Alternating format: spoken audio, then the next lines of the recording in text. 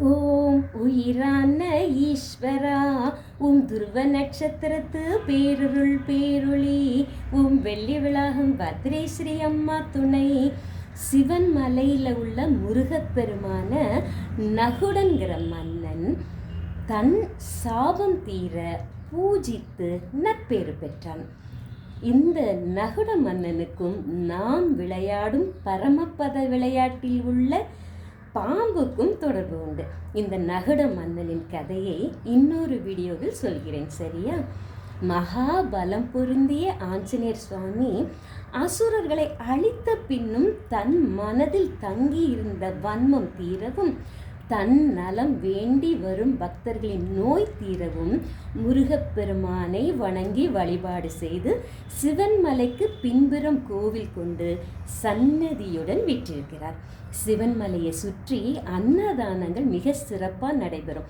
அதனாலேயே பக்தர்கள் சிவன்மலை முருகப்பெருமான அன்னதான சிவாசலபதி அப்படின்னு அன்போடு அழைத்து வழிபாடு செய்வாங்க.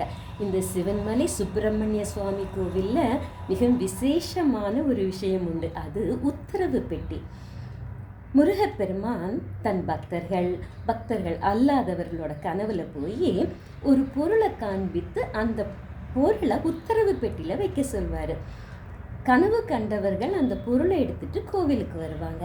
அவர்கள் நிஜமாகவே கனவு கண்டாங்களா அப்படின்னு கோவில் நிர்வாகத்தினர் பூவை கட்டி வாக்கு கேட்பாங்க.